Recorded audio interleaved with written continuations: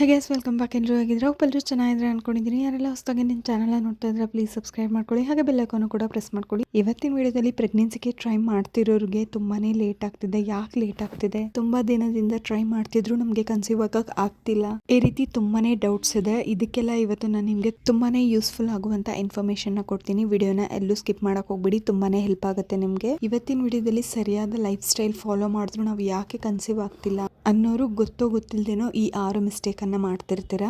ಈ 6 ಕಾರಣಗಳು ನಿಮ್ಮ ಲೈಫ್ ಸ್ಟೈಲ್ ಇಂದ ದೂರ ಹೋದಾಗ ನೀವು ಖಂಡಿತವಾಗ್ಲೂ ಕನ್ಸೀವ್ ಆಗೇ ಆಗ್ತೀರಾ. ಮೊದಲನೇದಾಗಿ ಯಾಕೆ ಪ್ರೆಗ್ನೆಂಟ್ ಆಗ್ತಿಲ್ಲ, ಕನ್ಸೀವ್ ಆಗಕ್ ಆಗ್ತಿಲ್ಲ, ಮಗುನೇ ಪಡ್ಕೊಳಕ್ ಆಗ್ತಿಲ್ಲ ಅಂತ ಹೇಳಿದ್ರೆ, ಮೊದಲನೇದಾಗಿ ನಿಮ್ಮ ಓವಲೇಷನ್ ಟೈಮ್ ಅಲ್ಲಿ ನೀವು ಫಾಲೋ ಮಾಡುವಂತಹ ರಿಲೇಶನ್ಶಿಪ್ ಬಂದು ಯಾವ ತರ ಇರಬೇಕು, ಯಾವ ರೀತಿ ಇರಬಾರ್ದು ಅನ್ನೋದನ್ನ ಮೊದಲು ನಾನು ನಿಮ್ಗೆ ತಿಳಿಸ್ಕೊಡ್ತೀನಿ. ಈಗ ಓವಲೇಷನ್ ಅನ್ನೋದು ಪ್ರತಿಯೊಂದು ಮಹಿಳೆಗೂ ಕೂಡ ಪೀರಿಯಡ್ ಆಗುವ ಡೇಟ್ ಇಂದ ಹಿಂದಕ್ಕೆ 14 ಡೇಸ್ ಬ್ಯಾಕ್ ಓವಲೇಷನ್ ಆಗುತ್ತೆ. ಅಂದ್ರೆ ಅಂಡಾಣುಗಳ ಉತ್ಪತ್ತಿ ಗರ್ಭಕೋಶದಲ್ಲಿ ಆಗತ್ತೆ. ಅದನ್ನ ಯಾವ ರೀತಿ ಕೌಂಟ್ ಮಾಡ್ಬೇಕು ಅಂತ ಗೊತ್ತಿಲ್ಲ ಅಂತ ಹೇಳಿದ್ರೆ ನನ್ನ ಚಾನಲ್ ಅಲ್ಲಿ ಪೋಸ್ಟ್ ಮಾಡಿದೀನಿ, ನೀವು ಒಂದ್ಸತಿ ಹೋಗಿ ಚೆಕ್ ಮಾಡಿ. ಬಟ್ ಈಗ ಸಿಂಪಲ್ ಆಗಿ ಹೇಳ್ಬಿಡ್ತೀನಿ. ಎವ್ರಿ ಮಂತ್ 1ನೇ ತಾರೀಕು ಆಗ್ತಿದ್ದೀರಾ ಅಂತ ಹೇಳಿದ್ರೆ 28 ದಿನಗಳ ಸರ್ಕಲ್ ಇರುತ್ತೆ ಪ್ರತಿಯೊಂದು ಮಹಿಳೆಗೂ ಕೂಡ. ಪ್ರತಿಯೊಂದು ಮಹಿಳೆಗೂ 28, 30, 35 ದಿನಗಳ ಮೆನ್ಸ್ಟ್ರುಯಲ್ ಸರ್ಕಲ್ ಇದ್ದೇ ಇರುತ್ತೆ. ಅದನ್ನ ನೀವು ಟ್ರ್ಯಾಕ್ ಮಾಡ್ಕೋಬೇಕಾಗತ್ತೆ. ಅಕಸ್ಮಾತ್ ಏನಾದ್ರೂ 1ನೇ ತಾರೀಕು ಆಗ್ತೀರಾ ಅಂತ ಹೇಳಿದ್ರೆ ನಿಮ್ಗೆ 28 ದಿನಕ್ಕೆ ನೀವು ಪೀರಿಯಡ್ ಆಗ್ಬೋದು, ಅಥವಾ ನೀವು ನೆಕ್ಸ್ಟ್ ಮಂತ್ 1ನೇ ತಾರೀಕು ಆಗ್ಬೋದು. ಆ ಡೇಟ್ ಇಂದ ನೀವು ನೆಕ್ಸ್ಟ್ ಮಂತ್ ಯಾವಾಗ ಆಗ್ತೀರಾ ಅನ್ನೋದನ್ನ ನೀವು ನೆನ್ಪಿಟ್ಕೋಬೇಕು. ಇದು ನಾನು ರೆಗ್ಯುಲರ್ ಪೀರಿಯಡ್ ಇರೋರಿಗೆ ಹೇಳ್ತಾ ಇರೋದು. ರೆಗ್ಯುಲರ್ ಪೀರಿಯಡ್ ಇರೋರು ನೆಕ್ಸ್ಟ್ ಯಾವ ಮಂತ್ ಅಲ್ಲಿ ಆಗ್ತೀರಾ ಆ ಡೇಟ್ ಇಂದ 14 ದಿವಸದ ಹಿಂದಕ್ಕೆ ಮಾಡ್ಕೊಳ್ಳಿ, ಕೌಂಟ್ ಮಾಡಿ. ಅದು ಯಾವ್ದು 14 ದಿವಸಕ್ಕೆ ನಿಲ್ಲುತ್ತೋ ಆ ಡೇಟ್ ಇಂದ ಮುಂದಕ್ಕೆ 4 ದಿವಸ ಸ್ಟಾಪ್ ಆಗಿರುವಂತ 14 ದಿವಸನ ಕೌಂಟ್ ಮಾಡ್ಕೊಳ್ಳಿ. ಅಲ್ಲಿಂದ 4 ದಿವಸದಲ್ಲಿ ನೀವು ರಿಲೇಶನ್ಶಿಪ್ ಅಲ್ಲಿ ಇದ್ರೆ ಖಂಡಿತವಾಗ್ಲೂ ನೀವು ಕನ್ಸೀವ್ ಆಗೇ ಆಗ್ತೀರಾ. ಮತ್ತೆ ಇನ್ನೊಂದು 4 ದಿವಸ ಆದ್ಮೇಲೆ ಮತ್ತೆ ಡೈಲಿ ರಿಲೇಶನ್ಶಿಪ್ ಅಲ್ಲಿ ಇರ್ಬೇಕು ಅನ್ನೋದೇನಿಲ್ಲ. ಒಂದಿನ ಬಿಟ್ಟು ಒಂದಿನ ಇರಬಹುದು. ಅದೆಲ್ಲ ಆದ್ಮೇಲೆ ಮತ್ತೆ ಕನ್ಸೀವ್ ಆಗ್ಲಿಕ್ಕೆ ಟ್ರೈ ಮಾಡ್ತಾ ಇರೋರು ಇನ್ನೊಂದು ಮುಖ್ಯವಾದ ವಿಷಯನ ನೆನ್ಪಿಟ್ಕೋಬೇಕಾಗತ್ತೆ. ಪ್ರಾಪರ್ ಆಗಿ 4 ಡೇಸ್ ಇಂಟರ್ ಕೋರ್ಸ್ ಮಾಡಿದೀರಾ ಅಂತ ಹೇಳಿದ್ರೆ ಸಾಕು. ಇಲ್ಲ ನಾವು ರಿಲೇಶನ್ಶಿಪ್ ನ ಕಂಟಿನ್ಯೂ ಮಾಡ್ತೀವಿ, ನಮ್ಗೆ ಬೇಗ ಮಗು ಬೇಕು ಅಂತ ಹೇಳೋರು ಒಂದಿನ ಬಿಟ್ಟು ಒಂದಿನ ರಿಲೇಶನ್ಶಿಪ್ ಅಲ್ಲಿ ಇರಿ. ಫ್ರೀಕ್ವೆಂಟ್ ಆಗಿ ರಿಲೇಶನ್ಶಿಪ್ ಅಲ್ಲಿ ಇದ್ರೂ ಕೂಡ ತೊಂದರೆ ಆಗುತ್ತೆ. ಹೀಗಾಗಿ ಒಂದಿನ ಬಿಟ್ಟು ಒಂದಿನ ರಿಲೇಶನ್ಶಿಪ್ ಅಲ್ಲಿ ಇರೋದು ತುಂಬಾನೇ ಒಳ್ಳೇದು. ನೆಕ್ಸ್ಟ್ ಪೀರಿಯಡ್ ಆಗೋದಕ್ಕೆ ಇನ್ನೊಂದು ವಾರ ಇದೆ ಅಂತ ಹೇಳಿದಾಗ ಸ್ಟಾಪ್ ಮಾಡ್ಬೇಕಾಗತ್ತೆ. ಅದಕ್ಕೆ ಒಂದು ಮೈನ್ ಸೈಂಟಿಫಿಕ್ ರೀಸನ್ ಇದೆ. ಪೀರಿಯಡ್ ಆಗೋದಕ್ಕೆ ಇನ್ನೊಂದು ವಾರ ಇದೆ ಅನ್ನುವಾಗ ನೀವು ನಿಮ್ಮ ರಿಲೇಶನ್ಶಿಪ್ ನ ಸ್ಟಾಪ್ ಮಾಡಬೇಕು. ಯಾಕೆ ಈ ರೀತಿ ಮಾಡಬೇಕು ಅಂತ ಹೇಳಿದ್ರೆ, ಆ ಒಂದು ಟೈಮ್ ಅಲ್ಲಿ ನೀವೇನಾದ್ರೂ ದಾಂಪತ್ಯದಲ್ಲಿ ಇದ್ರೆ ನಿಮ್ಮ ಬಾಡಿ ಫುಲ್ ಹೀಟ್ ಆಗುತ್ತೆ. ಫರ್ಟಿಲಿಟಿ ಏನಾದ್ರೂ ನಿಮ್ಗೆ ಸ್ಟಾರ್ಟ್ ಆಗಿದ್ರೆ, ನೀವೇನಾದ್ರೂ ಇಂಥ ಒಂದು ತಪ್ಪುಗಳನ್ನ ಮಾಡಿದಾಗ ಪ್ರತಿಯೊಂದು ಮಹಿಳೆಗೆ ಪೀರಿಯಡ್ ಆಗೋದಕ್ಕಿಂತ ಮುಂಚೆ ಒಂದಿಷ್ಟು ಸಿಂಪ್ಟಮ್ಸ್ ಕಾಣಿಸ್ಕೊಳ್ಳುತ್ತೆ. ಫಾರ್ ಎಕ್ಸಾಂಪಲ್ ಹಾರ್ಮೋನ್ ವೇರಿಯೇಷನ್ಸ್ ಆಗಿರ್ಬೋದು, ಮತ್ತೆ ನಿಮ್ಗೆ ಮುಖದಲ್ಲಿ ಪಿಂಪಲ್ ಕಾಣಿಸ್ಕೊಳ್ಳೋದಾಗಿರ್ಬೋದು, ಬಾಡಿ ತುಂಬಾನೇ ಹೀಟ್ ಆಗುತ್ತೆ, ಮತ್ತೆ ತುಂಬಾ ವೈಟ್ ಡಿಸ್ಚಾರ್ಜ್ ಆಗ್ತಿರುತ್ತೆ, ತಲೆನೋವು ಬರುವಂತದ್ದು, ಸಿಕ್ನೆಸ್ ಆಗುವಂತದ್ದು, ಒಂದ್ ವಾರಕ್ಕೆ ಮುಂಚೆ ಪೀರಿಯಡ್ ಆಗೋಕ್ ಮುಂಚೆ ಅಡಿ ಭಾಗದಲ್ಲಿ ಪೇನ್ ಕಾಣಿಸ್ಕೊಳ್ತಿರತ್ತೆ, ಹೊಟ್ಟೆ ಭಾಗದಲ್ಲಿ ಸೊಂಟ, ಕಾಲ್ ನೋವು ಇದೆಲ್ಲ ಶುರುವಾಗಿರುತ್ತೆ. ಇದೆಲ್ಲ ಒಂದು ವಾರಕ್ಕೆ ಮುಂಚೆ ಲೈಟ್ ಆಗಿ ಸ್ಟಾರ್ಟ್ ಆಗುತ್ತೆ. ಒಂದ್ 5 ದಿವಸದಲ್ಲಿ ಇದೆ ಅನ್ನೋ ಟೈಮಲ್ಲಿ ತುಂಬಾನೇ ಜಾಸ್ತಿ ಆಗುತ್ತೆ. ಈ ಟೈಮಲ್ಲಿ ನೀವು ದಾಂಪತ್ಯದಲ್ಲಿ ಇದ್ರೆ ಒಂದು ವೇಳೆ ಏನಾದ್ರೂ ನಿಮ್ಗೆ ಫರ್ಟಿಲಿಟಿ ಆಗಿದ್ರೆ ಅದು ಹೋಗ್ಬಿಡುತ್ತೆ, ಮಾಮೂಲಿ ಪೀರಿಯಡ್ ರೀತಿ ಆಗ್ಬಿಡುತ್ತೆ. ಸೊ ಹೀಗಾಗಿ ಒಂದು ವಾರದ ಮುಂಚೆ ನೀವು ರಿಲೇಶನ್ಶಿಪ್ ಅಲ್ಲಿ ಇರಬಾರ್ದು. ಮೊದಲನೇ ರೀಸನ್ ಆಯ್ತು. ಮತ್ತೆ ಅದಕ್ಕೆ ಟಿಪ್ಸ್ ಕೂಡ ನಾನು ನಿಮ್ಗೆ ತಿಳಿಸ್ಕೊಟ್ಟಿದ್ದೀನಿ. ನೀವು ಕನ್ಸೀವ್ ಆಗಕ್ಕೆ ಪ್ಲಾನ್ ಮಾಡ್ಕೊಳ್ತಿದ್ದೀರಾ, ಯಾವಾಗ ಪ್ಲಾನ್ ಮಾಡ್ಕೊಳ್ತಿದ್ದೀರಾ ಆ ದಿನದಿಂದ 1 ಮಂತ್ ನೀವು ಫೋಲಿಕ್ ಆಸಿಡ್ ಟ್ಯಾಬ್ಲೆಟ್ಸ್ ನ ತಗೋಬೇಕಾಗುತ್ತೆ. ಕನ್ಸೀವ್ ಆದ್ಮೇಲೆ 3 ತಿಂಗಳು ತಗೋಬೇಕಾಗುತ್ತೆ.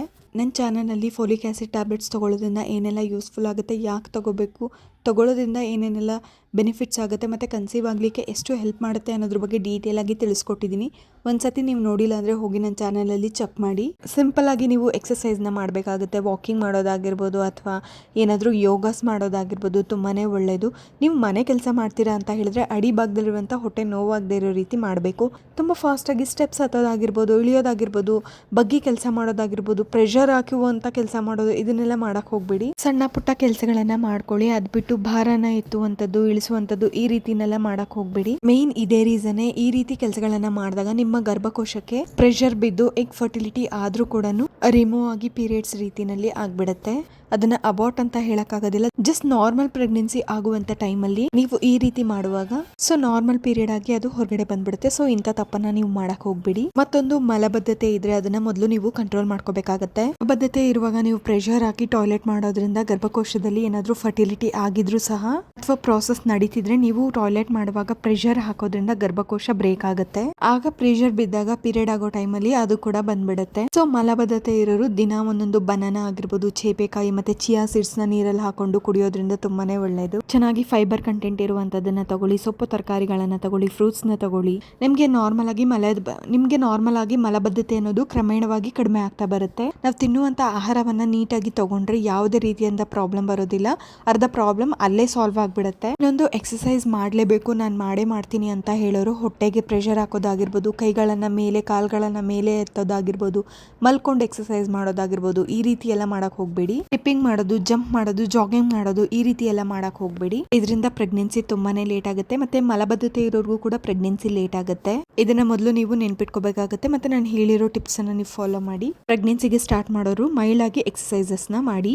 ಮತ್ತೊಂದು, ನಿಮ್ಮ ಮನಸ್ಸು ಮತ್ತೆ ಮೈಂಡ್ ಅನ್ನ ನೀವು ನೀಟಾಗಿ ಇಟ್ಕೋಬೇಕಾಗುತ್ತೆ. ಏನು ಅಂತ ಹೇಳಿದ್ರೆ, ತುಂಬಾ ದಿನದಿಂದ, ತುಂಬಾ ವರ್ಷಗಳಿಂದ ನೀವು ಟ್ರೈ ಮಾಡ್ತಿರ್ತೀರ ಕನ್ಸೀವ್ ಆಗ್ಬೇಕು ಅಂತ ಹೇಳ್ಬಿಟ್ಟು, ನಿಮ್ಗೆ ಅದು ಪಾಸಿಟಿವ್ ಆಗಿ ಬಂದಿರೋದಿಲ್ಲ. ತುಂಬಾ ಯೋಚನೆ ಮಾಡೋದು, ತುಂಬಾ ಪ್ರೆಷರ್ ತಗೊಳ್ಳೋದು, ಟೆನ್ಷನ್ ಮಾಡ್ಕೊಳ್ಳೋದು, ಕೋಪ ಮಾಡ್ಕೊಳ್ಳೋದು, ತುಂಬಾ ಅಳುವಂತದ್ದು, ಡಿಪ್ರೆಷನ್ಗೆ ಹೋಗುವಂತದ್ದು, ಮಕ್ಕಳೇ ಆಗಿಲ್ಲ ಅಂತ ಅಕ್ಕಪಕ್ಕದವ್ರು ಹೇಳ್ತಾರೆ ಅಂತ ಹೇಳ್ಬಿಟ್ಟು ಅದನ್ನ ಮೈಂಡ್ಗೆ ಹಾಕೊಂಡು ನಿಮ್ಮ ಮನಸ್ಸನ್ನ, ಆರೋಗ್ಯನ ನೀವು ಹಾಳು ಮಾಡ್ಕೊಳಕ್ ಹೋಗ್ಬಿಡಿ. ಈ ರೀತಿ ಮಾಡಿದಾಗ ನಿಮ್ಗೆ ಸ್ಟ್ರೆಸ್ ಅನ್ನೋದು ಬಿಡುಗಡೆ ಆಗುತ್ತೆ. ಬದಲಿಗೆ ಪ್ರೆಗ್ನೆನ್ಸಿ ಹಾರ್ಮೋನ್ಸ್ ಅನ್ನೋದು ಬಿಡುಗಡೆ ಆಗೋದಿಲ್ಲ. ನಿಮ್ಮ ಅಂಡಾಣುಗಳ ಬಿಡುಗಡೆಗೆ ಪ್ರೆಗ್ನೆನ್ಸಿ ಹಾರ್ಮೋನ್ಸ್ ಅನ್ನೋದು ತುಂಬಾನೇ ಮುಖ್ಯ. ನೀವೇನಾದ್ರೂ ಒಂದ್ ವೇಳೆ ತುಂಬಾನೇ ಪ್ರೆಷರ್ ಹಾಕೋದು, ಸ್ಟ್ರೆಸ್ ಮಾಡ್ಕೊಳ್ಳೋದು, ನೈಟ್ ಎಲ್ಲ ನಿದ್ದೆ ಮಾಡದೇ ಇರೋದು, ಸರಿಯಾಗಿ ಊಟ ತಿಂಡಿ ಮಾಡದೇ ಇರುವಂತದ್ದು, ಅಥವಾ ತಲೆನಲ್ಲಿ ಬಹಳಷ್ಟು ಯೋಚನೆಗಳನ್ನ ತುಂಬಿಕೊಂಡು ಟೆನ್ಷನ್ ಮಾಡ್ಕೊಳ್ಳೋದಾಗಿರ್ಬೋದು, ಅಥವಾ ನನ್ಗೆ ಇಷ್ಟು ವರ್ಷ ಆದ್ರೂ ಮಕ್ಕಳಾಗಿಲ್ಲ, ನನ್ಗೆ ಮಕ್ಕಳಾಗುತ್ತಾ, ನಾನು ಕನ್ಸೀವ್ ಆಗ್ತೀನಾ ಅನ್ನೋದನ್ನ ಟೆನ್ಷನ್ ಮಾಡ್ಕೊಳ್ಳೋದು, ನನ್ಗೆ ತುಂಬಾ ಸತಿ ಮಿಸ್ಕ್ಯಾರೇಜ್ ಆಗಿದೆ, 5 ವರ್ಷ ಆಯ್ತು ಮಗುನೇ ಆಗಿಲ್ಲ, ಜನ ಏನ್ ಹೇಳ್ತಾರೋ ಅನ್ನೋದನ್ನ ನೀವು ಎಷ್ಟು ತಲೆ ಕೆಡ್ಸ್ಕೊಳ್ತೀರೋ ಅಷ್ಟು ಸ್ಟ್ರೆಸ್ ಹಾರ್ಮೋನ್ಸ್ ಅನ್ನೋದು ಬಿಡುಗಡೆ ಆಗುತ್ತೆ. ಮತ್ತೆ ಓವಲೇಷನ್ ಸರಿಯಾಗಿ ನಡೆಯೋದಿಲ್ಲ, ಇರ್ರೆಗ್ಯುಲರ್ ಪೀರಿಯಡ್ ಶುರು ಆಗುತ್ತೆ.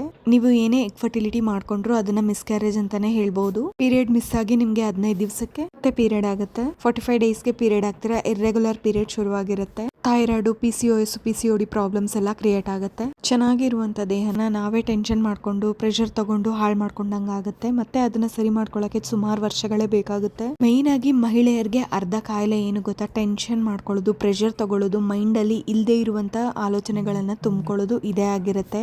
ಮೊದಲು ನೀವು ಮೈಂಡ್ ಅನ್ನ ಕಂಟ್ರೋಲ್ ಮಾಡ್ಕೊಳ್ಳಿ. ಮೈಂಡ್ ಅನ್ನ ಕಂಟ್ರೋಲ್ ಮಾಡ್ಕೊಂಡ್ರೆ ಆಟೋಮೆಟಿಕ್ ಆಗಿ ಎಲ್ಲ ಪ್ರಾಬ್ಲಮ್ಸ್ ಸಾಲ್ವ್ ಆಗುತ್ತೆ.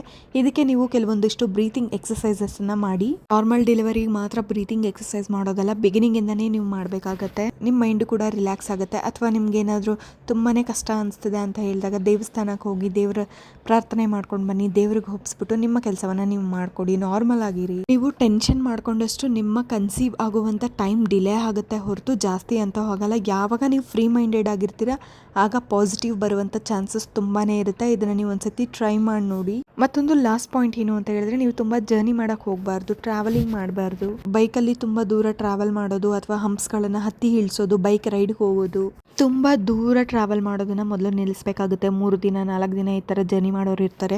ಅದನ್ನ ಮೊದಲು ಸ್ಟಾಪ್ ಮಾಡಿ ಅಷ್ಟು ನಿಧಾನವಾಗಿ ಓಡಾಡೋದನ್ನ ಕಲ್ತ್ಕೊಳ್ಳಿ. ಟ್ರಾವೆಲ್ ಮಾಡ್ಬೇಕಾದ್ರೂ ಅಷ್ಟೇನೆ, ಬೈಕಲ್ಲಿ ಹೋಗ್ತಿದ್ದೀರಾ ಅಂತ ಹೇಳಿದ್ರೆ ತುಂಬಾ ಜೋರಾಗಿ ಬೈಕನ್ನ ಓಡಿಸ್ಕೊಳ್ಳೋದು, ಹಂಪ್ಸಲ್ಲಿ ಎಕ್ಕಿ ಇಳಿಸೋದು, ಈ ರೀತಿ ಎಲ್ಲ ಮಾಡ್ಕೊಳಕ್ ಹೋಗ್ಬೇಡಿ. ಬೈಕಲ್ಲಿ ಹೋಗ್ತೀರಂದ್ರೆ ನಿಮ್ಮ ಹಸ್ಬೆಂಡ್ಗೆ ಹೇಳಿ ನಿಧಾನಕ್ಕೆ ಹೋಗೋಕೆ. ಆಟೋದಲ್ಲಿ ಹೋದ್ರು ಕೂಡ ಹೇಳಿ. ಆದಷ್ಟು ಜರ್ನಿನ ಕಮ್ಮಿ ಮಾಡಿ, ಅವಾಯ್ಡ್ ಮಾಡಿ. ಅಡಿಭಾಗದ ಹೊಟ್ಟೆಯ ಗರ್ಭಕೋಶಕ್ಕೆ ಪ್ರೆಷರ್ ಆಗೋದಿಲ್ಲ. ಈ ಎಲ್ಲ ಸೂಕ್ಷ್ಮತೆಗಳನ್ನ ನೀವು ತಿಳ್ಕೊಂಡು ನೀವು ಫಾಲೋ ಮಾಡಿದ್ರಿ ಅಂತ ಹೇಳಿದ್ರೆ ಖಂಡಿತವಾಗ್ಲೂ ಪಾಸಿಟಿವ್ ಬರುವಂತ ಚಾನ್ಸಸ್ ತುಂಬಾನೇ ಇದೆ. ನಾನು ನಿಮ್ಗೆ ತಿಳಿಸಿರುವಂತ ಪಾಯಿಂಟ್ಸ್ ಗಳನ್ನೆಲ್ಲ ನೀವು ನೆನಪಲ್ಲಿ ಇಟ್ಕೊಂಡು ಫಾಲೋ ಮಾಡಿದ್ರೆ ತುಂಬಾನೇ ಒಳ್ಳೇದು. ಈ ಟಿಪ್ಸ್ ಗಳನ್ನೆಲ್ಲ ನೀವು ಫಾಲೋ ಮಾಡ್ಕೊಡಿ. ನಿಮ್ಗೆ ಏನಾದ್ರೂ ಬ್ಯಾಡ್ ಹ್ಯಾಬಿಟ್ಸ್ ಇದ್ರೆ ಅದನ್ನು ಕೂಡ ಬಿಡ್ಬೇಕಾಗತ್ತೆ. ಆದಷ್ಟು ಹೆಲ್ದಿ ಲೈಫ್ ಲೀಡ್ ಮಾಡಕ್ಕೆ ಸ್ಟಾರ್ಟ್ ಮಾಡಿ ನಿಮ್ಮ ಮಗುಗೋಸ್ಕರ. ಮತ್ತೆ ಹೀಟ್ ಪದಾರ್ಥಗಳನ್ನ ಅವಾಯ್ಡ್ ಮಾಡಿ. ಆದಷ್ಟು ಬಾಡಿನ ತಂಪಾಗಿಟ್ಕೊಳ್ಳಕ್ಕೆ ಟ್ರೈ ಮಾಡಿ. ಹರಳೆಣ್ಣೆ ಬರುತ್ತಲ್ವಾ, ಕ್ಯಾಸ್ಟ್ರೋಲ್ ಆಯಿಲ್ ನ ಬಳಸ್ಕೊಳ್ಳೋದು ತುಂಬಾನೇ ಒಳ್ಳೇದು. ಹಾಲಿನ ಉತ್ಪನ್ನಗಳನ್ನ ಚೆನ್ನಾಗಿ ತಗೊಳ್ಳಿ. ಮತ್ತೆ ನಿದ್ದೆನ ಚೆನ್ನಾಗಿ ಮಾಡ್ಬೇಕು. ನಿದ್ದೆನೇ ನಿಮ್ಗೆ ತುಂಬಾನೇ ಇಂಪಾರ್ಟೆಂಟ್. ಮೈಂಡ್ ನ ರಿಲ್ಯಾಕ್ಸ್ ಆಗಿ ಇಟ್ಕೊಳ್ಳಿ. ಪ್ರಯಾಣಗಳನ್ನ ಆದಷ್ಟು ಕಡಿಮೆ ಮಾಡ್ಕೊಳ್ಳಿ. ಕೆಲಸನ ನೋಡ್ಕೊಂಡು ಮಾಡ್ಕೊಳ್ಳಿ. ಹೆಲ್ದಿ ಫುಡ್ಸ್ ನ ತಗೊಳ್ಳಿ. ಧ್ಯಾನ ಮಾಡಿ, ಪೂಜೆ ಮಾಡಿ. ನಿಮ್ಮ ಮೈಂಡ್ ರಿಲ್ಯಾಕ್ಸ್ ಗೋಸ್ಕರ ಏನೇನ್ ಬೇಕೋ ಅದನ್ನೆಲ್ಲ ಮಾಡಿ. ಮೈಂಡ್ ಅನ್ನ ಮೊದಲು ಪಾಸಿಟಿವ್ ಆಗಿ ಇಟ್ಕೊಳ್ಳಿ. ಎಲ್ಲ ಒಳ್ಳೆಯದಾಗುತ್ತೆ. ಸೊ ವಿಡಿಯೋ ನಿಮ್ಗೆ ಯೂಸ್ಫುಲ್ ಆಗಿದೆ ಅನ್ಕೊಂಡಿದೀನಿ. ಇದೇ ತರದ ಯೂಸ್ಫುಲ್ ವಿಡಿಯೋಸ್ಗಾಗಿ ನನ್ನ ಚಾನೆಲ್ ನ ಸಪೋರ್ಟ್ ಮಾಡೋದನ್ನ ಮರಿಬೇಡಿ. ನಿಮ್ಮ ಒಂದು ಸಪೋರ್ಟ್ ನನಗೆ ಇನ್ನಷ್ಟು ವಿಡಿಯೋಸ್ ಮಾಡ್ಲಿಕ್ಕೆ ತುಂಬಾನೇ ಸಹಾಯ ಆಗುತ್ತೆ. Thank you.